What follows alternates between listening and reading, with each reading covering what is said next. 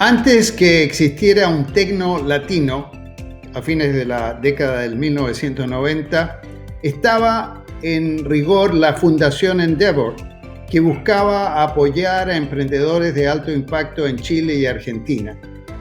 En paralelo y en búsqueda de solucionar problemas tecnológicos complicados, nuestra invitada de hoy, Laura Maidón, dejó Ciudad de México para asistir al Harvard Business School. Allí forjó conexiones que la llevaron a cofundar Endeavor Miami y liderar la organización por más de 5 años desde Miami mismo. Creemos, dice nuestra invitada de hoy, que el espíritu emprendedor está cambiando el panorama del sur de la Florida y parte de nuestra misión en Endeavor Miami es celebrar y reconocer a los emprendedores de alto impacto.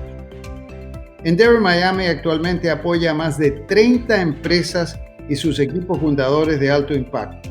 Laura sigue apoyando Endeavor Miami como miembro del consejo y hoy día comparte su actual perspectiva basada en su experiencia con Endeavor sobre Miami como polo de emprendimiento y sus planes para el futuro.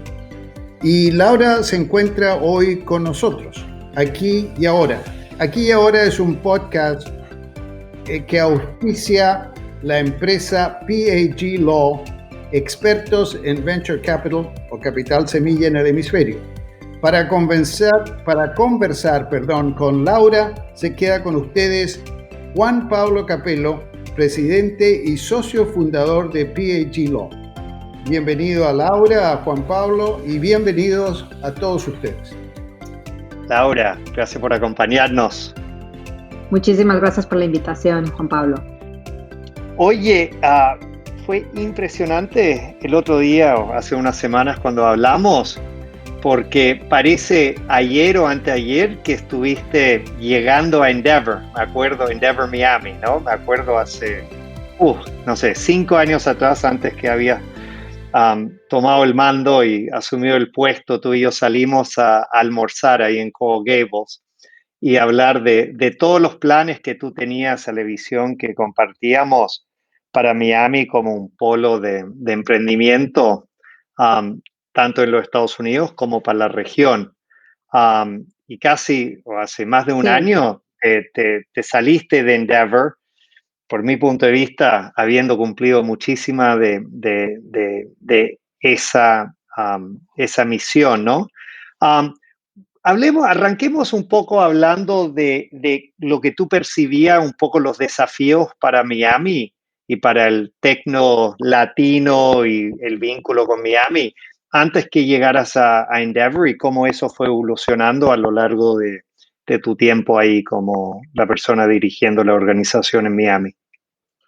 Sí, perfecto. Bueno, yo llegué a Miami, para contexto, en el 2002 y empecé... Y eso eso es pues recién saliendo de Harvard Business School.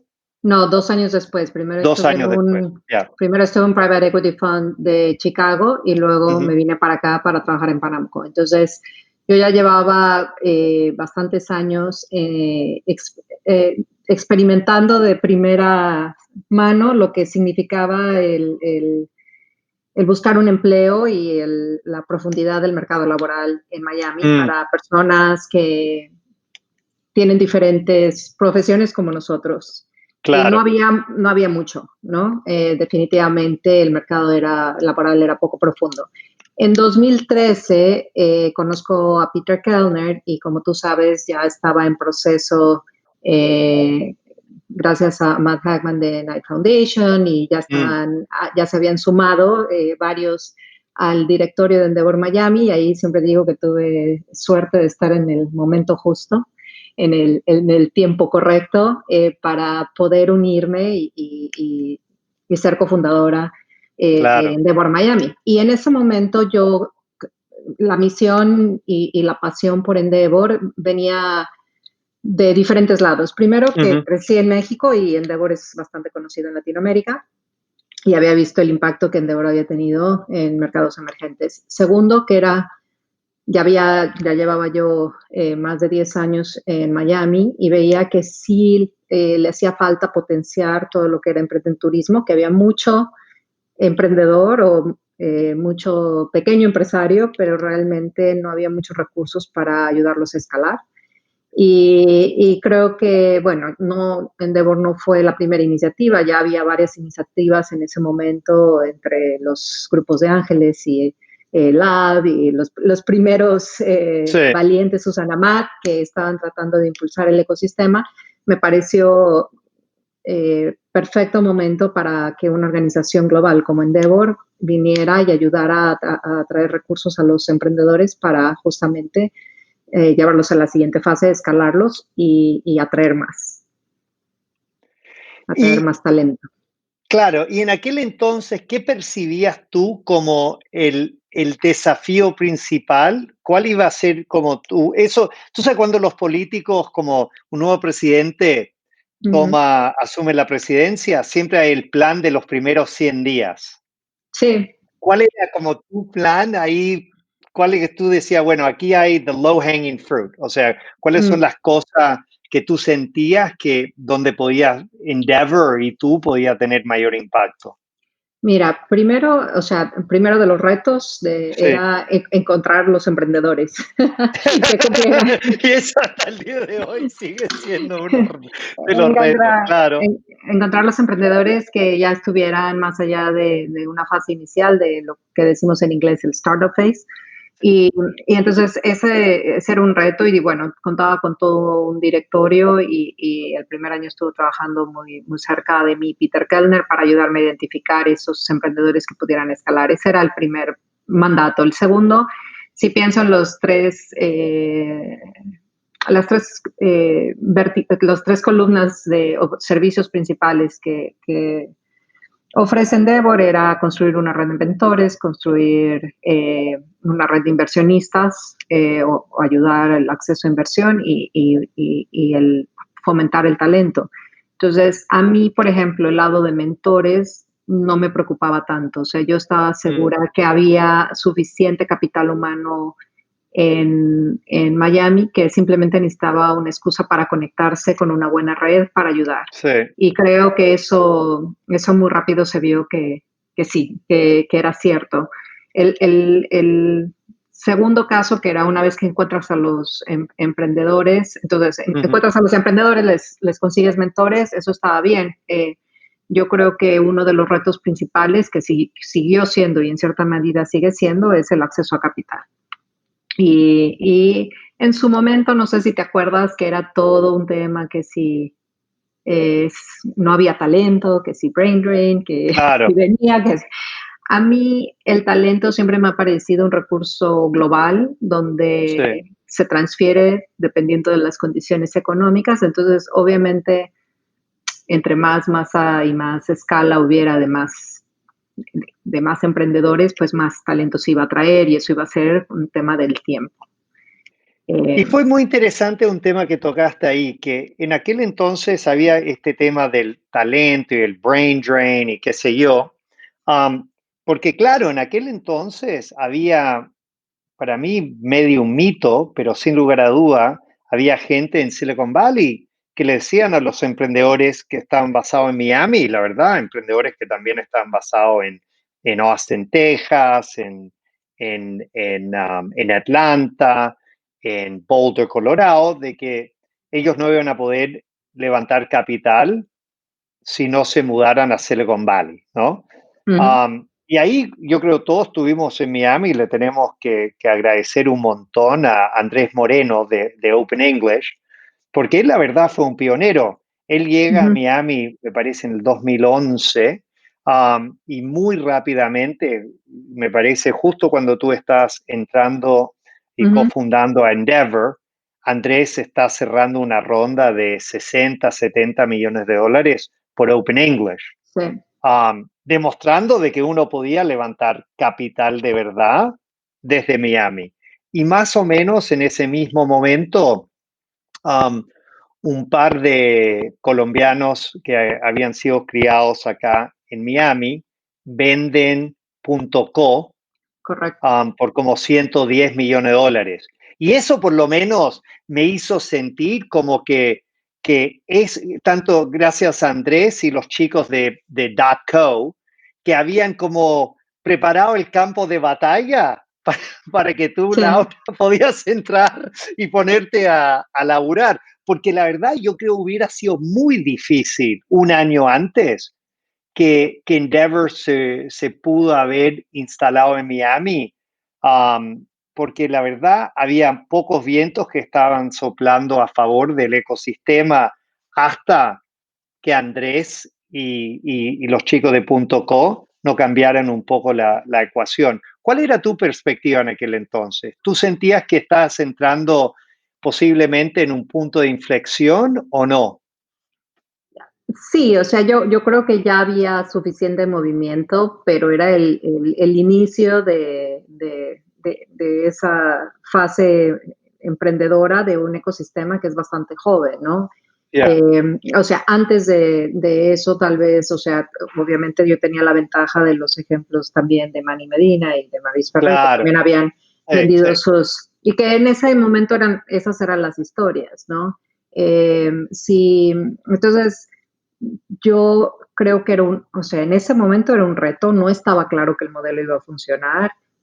Para mí estaba claro que Miami y el sur de Florida en general tenía las mismas condiciones que muchos países emergentes, incluso a veces hasta peor, porque en ese Sí, momento Brasil y México, la comunidad de inversionistas, bueno, y Argentina también, estaban mucho más desarrollados, también sí, el sector de cierto. tecnología mucho más desarrollado, ¿no? Entonces Miami comparado con 3 países latinoamericanos, pues no estaba como en medio de la nada en el sentido que ni era emerging market para atraer cierto tipo de fondos y tampoco era core US, ¿no?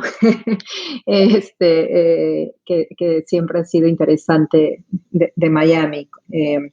Yo creo que la geografía siempre le ha beneficiado y también ha sido, o sea, siempre Miami ha traído muchísimo influjo, pero yo creo que si vemos hacia atrás, 2013 versus hoy, ya el ecosistema está mucho más, no diría que maduro, porque creo que todavía se tiene que desarrollar, pero ya la frecuencia en que viene una noticia donde alguien levantó dinero es mucho más alta que en esos momentos donde era uno o Claro. dos que eran relevantes, ¿no?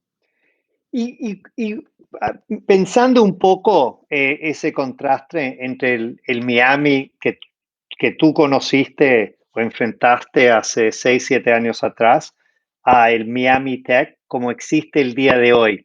Um, Me imagino cuando tú estás saliendo de Endeavor y tú sigues muy vinculada con la organización hasta la fecha, ¿cuáles te parecen, cómo han cambiado esos desafíos en los últimos 7 años? O sea, ¿dónde te parece um, Endeavor debería estar metiendo su foco el día de hoy? Mira, yo creo que lo que hoy por hoy Claudia está haciendo Sí,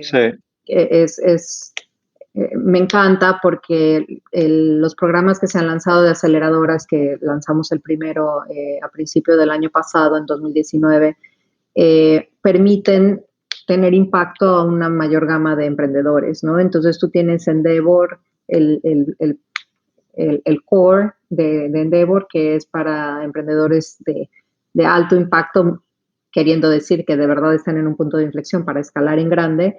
Y luego tienes muchas aceleradoras que ayudan en el early stage y en medio los emprendedores siempre se quedan como, sí, no hay una continuidad entre un startup, un programa que ayude a un startup y luego un Endeavor. No había. Con los programas de aceleración como Scale Up Miami y lo que acaban de hacer de Endeavor Lab con la ciudad de Miami, yo creo que eso justamente permite tener impacto local mucho más amplio y generar una continuidad, ¿no? Idealmente, o sea, yo siempre he dicho, idealmente todos los programas que hay donde están ayudando a emprendedores, como los que tiene una Felicia Hatcher, por ejemplo, claro.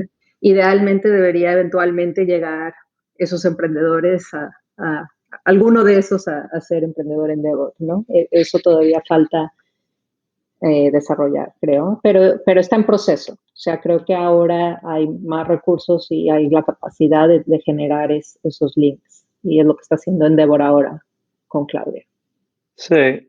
Y para mí tengo que decir que cuando me pongo a pensar, Miami sí, y esto, o sea, es parte, a veces me siento por ser el viejo en las reuniones, que me convierto como el que repasa la historia y trata de contextualizar las cosas, pero hay que reconocer de que Miami fue un polo de emprendimiento para América Latina en la ola 1.0, a fines de los años 90, toda empresa Totalmente. de América Latina que está levantando capital, Star Media, Mercado Libre, Despegar, Yupi, Patagon, todos terminábamos en Miami. Y la verdad, en la versión 2.0 que arranca en el 2008, 2009, Miami se quedó bastante fuera del juego porque la mayoría de los emprendedores que se están regionalizándose o se quedaban en México o se iban a Brasil. Eso es la realidad. Y muy pocos terminaron aquí en Miami. Obviamente eso empezó a cambiar un poco con el caso emblemático de Andrés Moreno de Open English.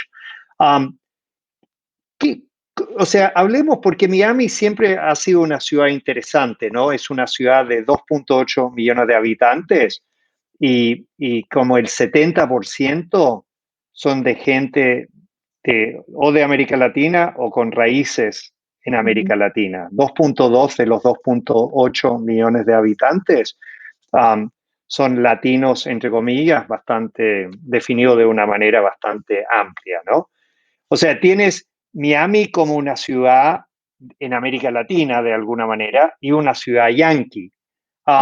Estuve en Endeavor, es interesante también la composición del directorio de Endeavor, porque tienes una gente como Adriana Cisneros o Dani Echeverría que participan en el board, que obviamente son con raíces muy fuertes en América Latina, y después otra gente como Sean Wolfington, etcétera, que son emprendedores y gente que vienen como del mundo de tecnología, pero dentro, puro y duro, dentro de los Estados Unidos.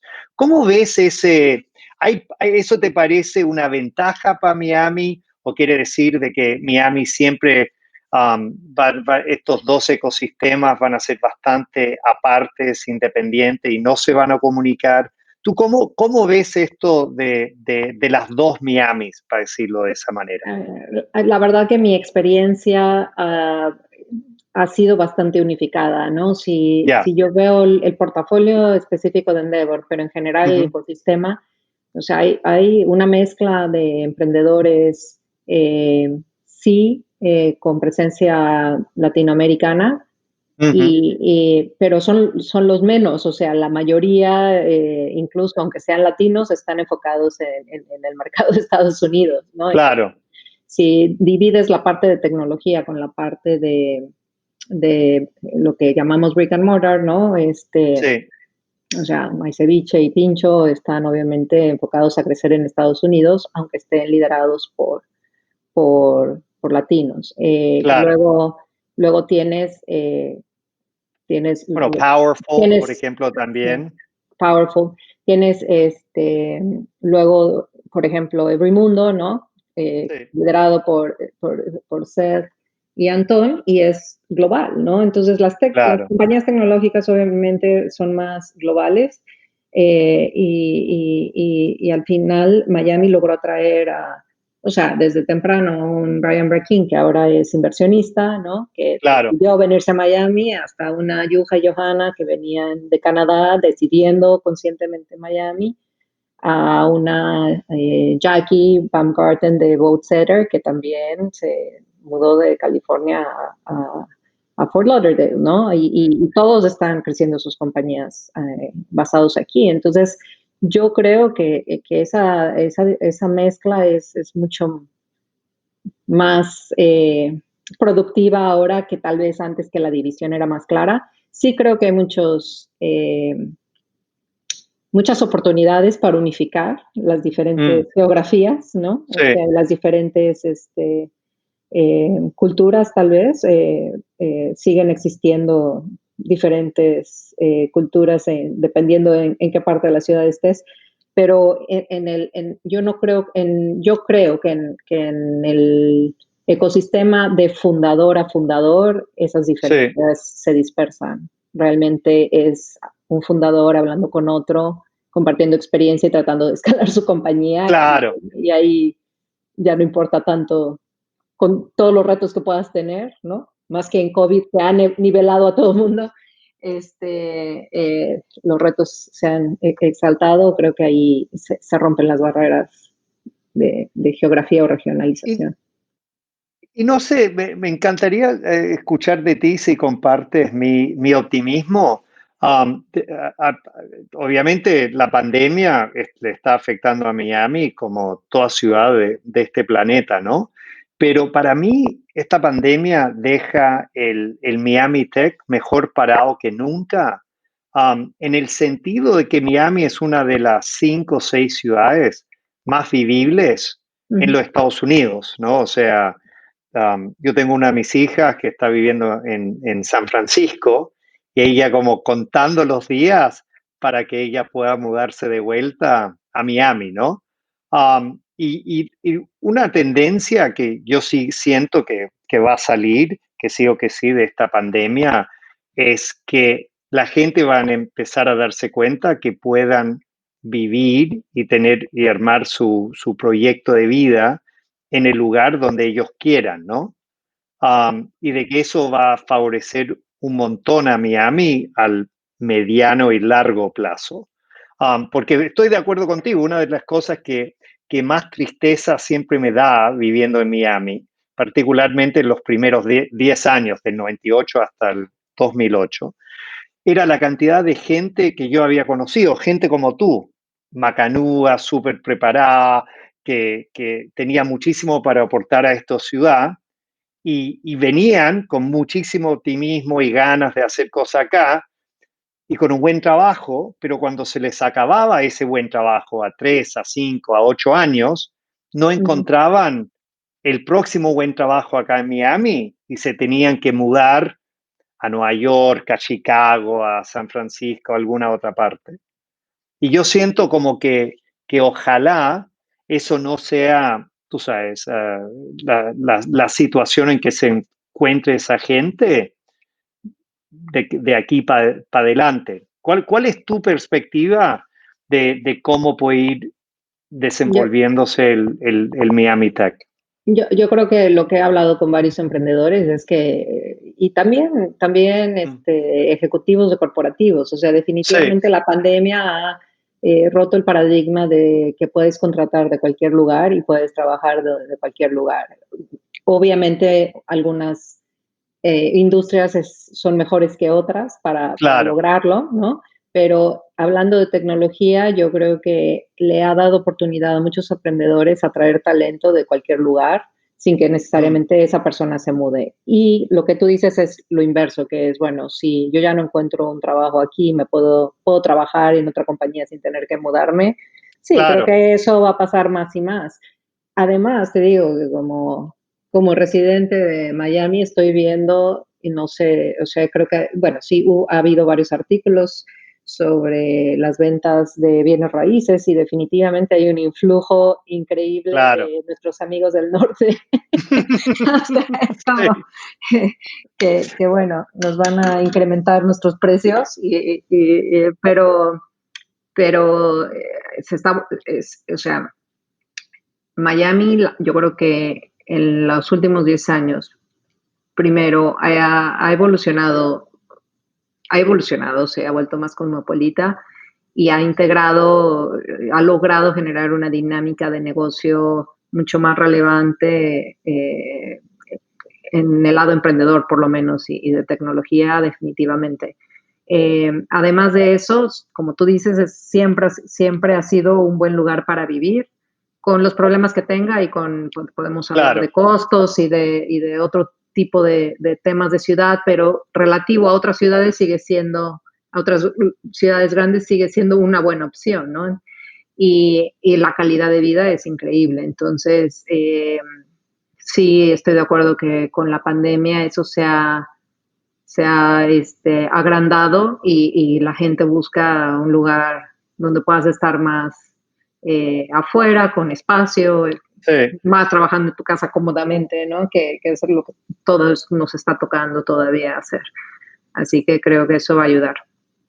Oye, una entre muchas de las cosas que admiro de ti, Laura, es que yo siempre cuando me meto en un proyecto, me pongo un desafío por delante, siempre me gusta que haya como un principio, un medio y un final, ¿no? Ujú, O sea, por ejemplo, a mí cuando me invitan que participe en un directorio, o sea, si me interesa, ujú, digo que sí, pero siempre es un pero, sí, pero esto es un compromiso de 3 años. O sea, ujú, ujú. desafortunadamente hay que reconocer que Endeavor, justo cuando me estaba como saliendo de alguna manera, decidieron, tú sabes, yo estaba Habrá. en el directorio, claro, de la Fundación Knight, trabajando con Matt y obviamente quise seguir apoyando, pero en general yo trato de tener compromiso de 3, 4, 5 años, porque siento muchas veces dos cosas, que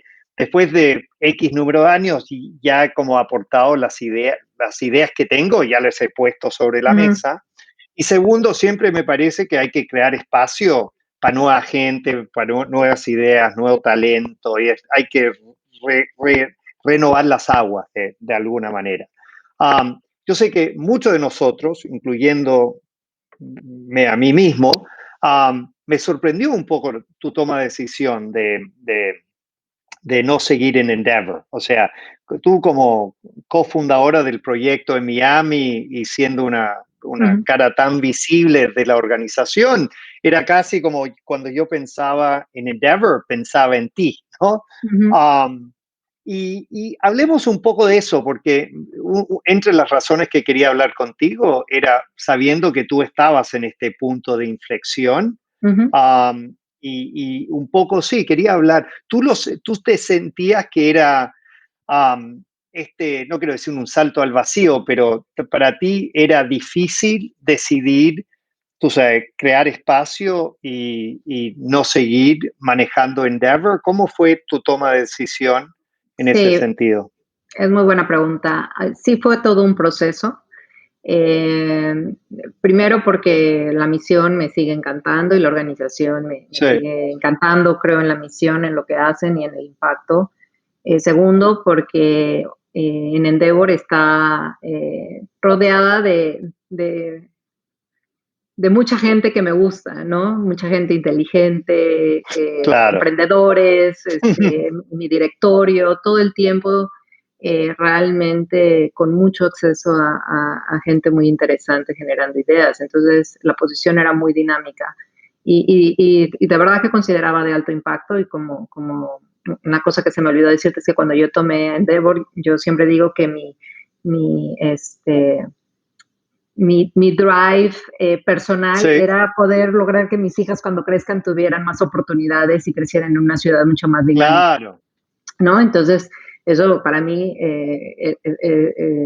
Endeavor era además súper divertido y alineado con mis valores.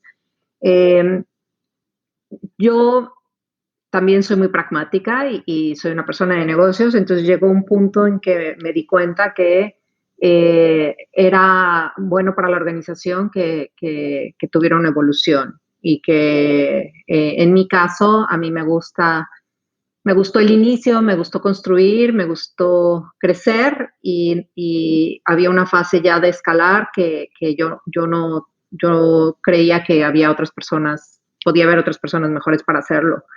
Entonces se juntó un poco el decir, he hecho el trabajo que tenía que hacer, por un lado. Por otro lado, decir, bueno, quiero hacer cosas diferentes también. O sea, fueron las dos cosas.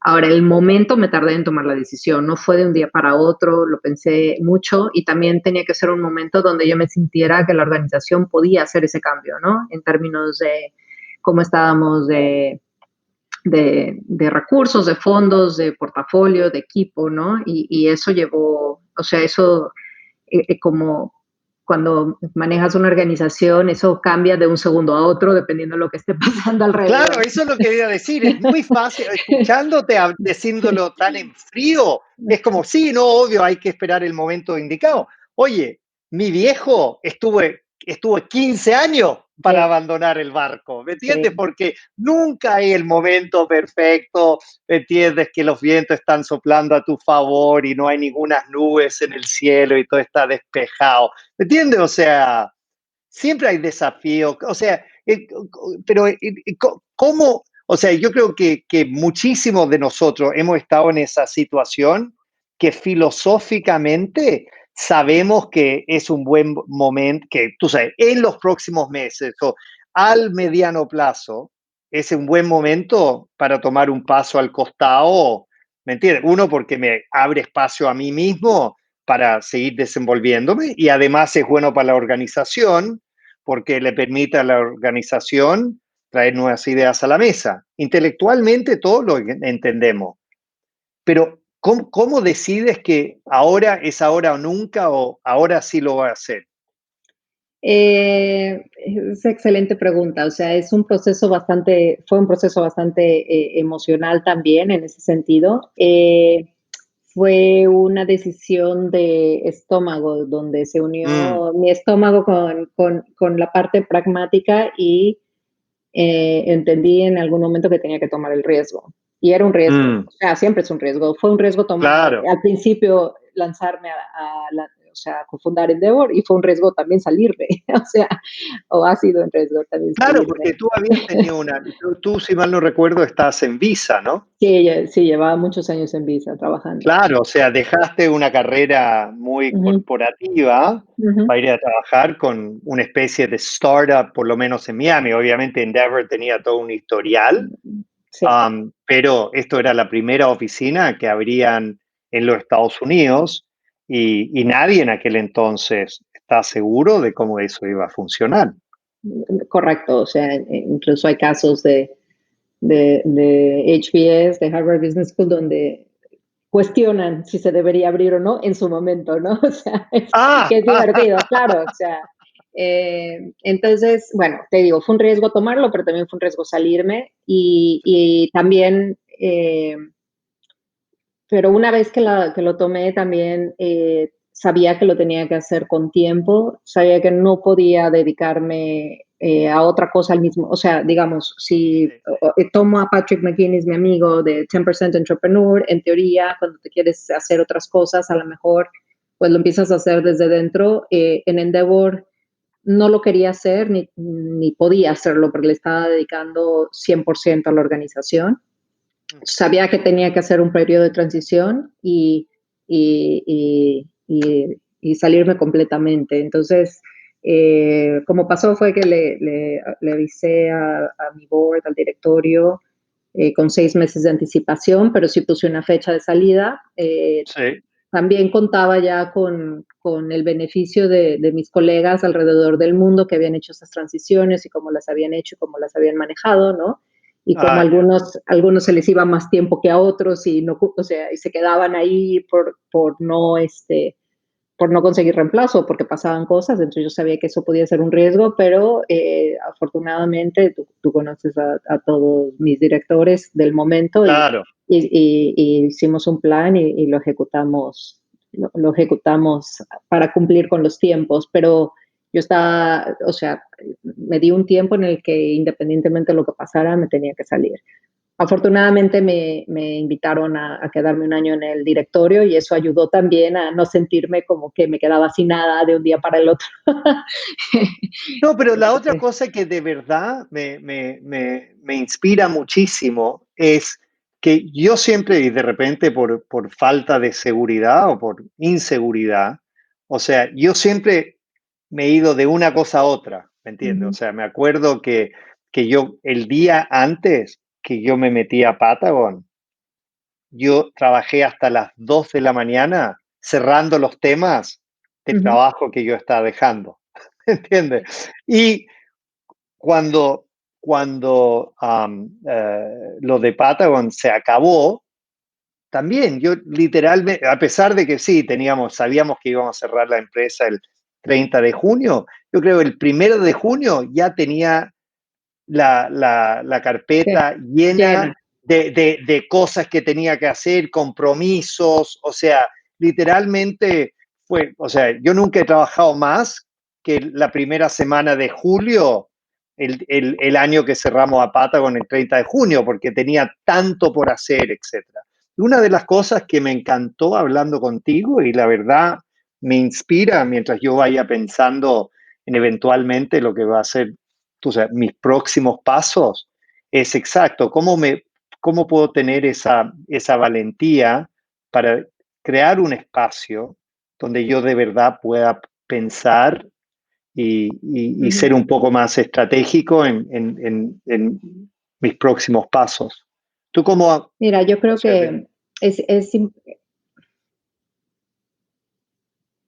perdón, creo que nos... ahí te escucho.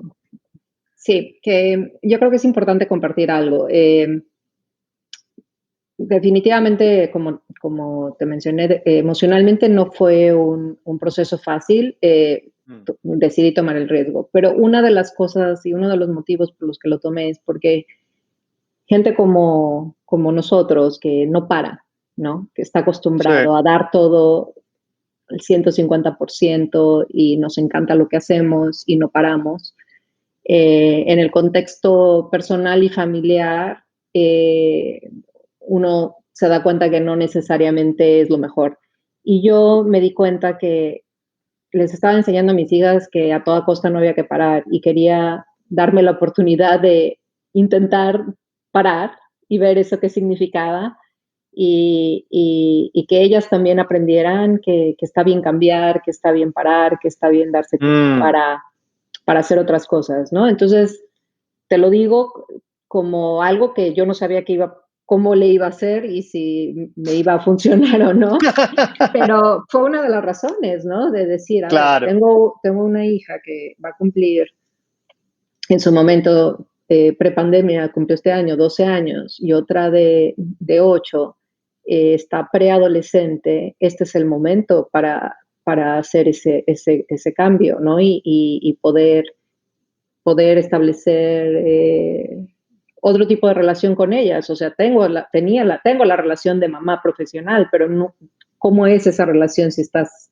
más tiempo en tu casa o si estás haciendo otras cosas, ¿no? Y yo quería darme la oportunidad de ver eso. Y también a mí, de yo probar que no pasa nada si paras, ¿no? Aunque es todo un proceso y algo interesante es que cuando decidí parar, o sea, cuando anuncié que iba a salir, había una clara diferencia entre la gente, entre los emprendedores y a lo mejor mis amigos que trabajan en corporativos. Y los emprendedores siempre me decían, necesitas mínimo un año, tienes que tomártelo con calma y no pienses en nada, tómate totalmente el tiempo para hacer cosas distintas.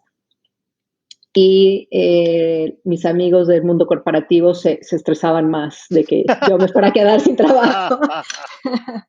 Eso ha sido interesante y sigue siendo, ¿eh? O sea, todavía cuando hablo con los diferentes perfiles, los emprendedores están fascinados que estoy viendo diferentes cosas, ¿no? Y que todavía no he decidido nada, porque todavía no me he comprometido nada. Y algunos amigos que están más acostumbrados al mundo corporativo se preocupan de que ya me estoy tardando demasiado en tomar el siguiente paso.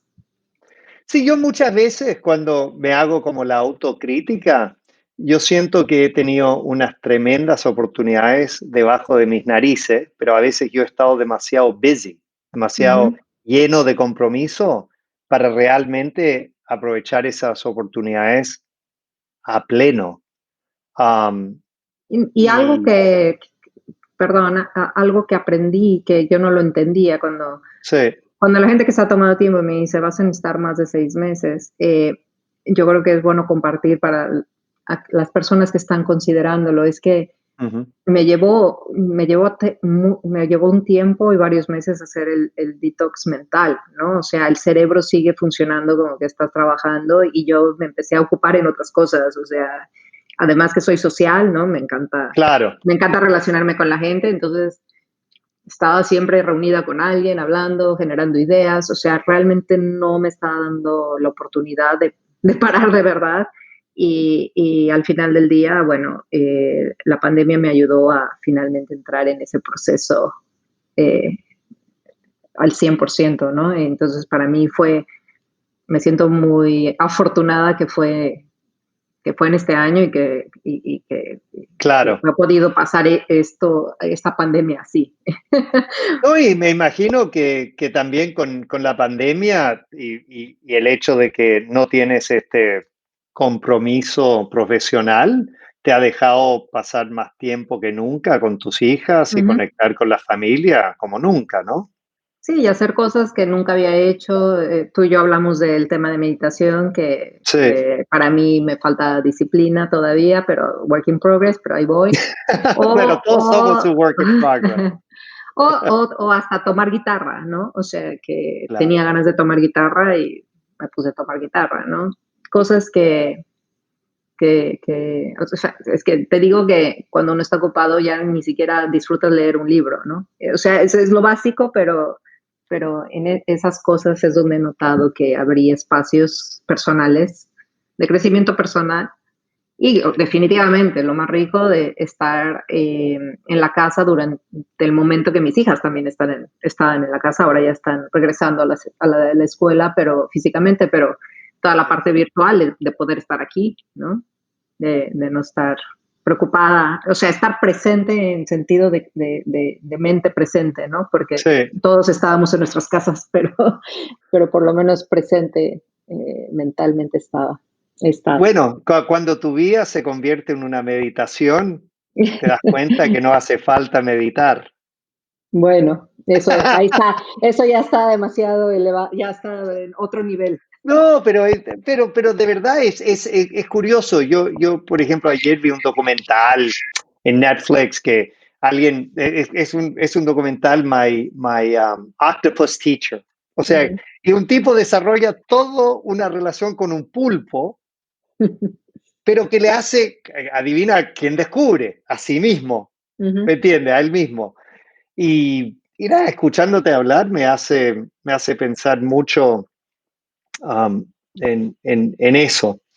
Um, Laura, muchísimas gracias por ser un norte para tantos de nosotros, por haberme abierto este espacio y yo me sumo a las docenas de personas que están muy interesados en conocer Laura, no sé si es 3.0, 4.0, 8.0, pero espero que sepas que puedes contar 100% con mi apoyo en lo que decidas hacer de aquí para adelante y si eso es abrir un centro de retiro y de meditación donde se dan clases de guitarra, yo feliz en apoyarte en eso. Oye, una última pregunta antes de concluir.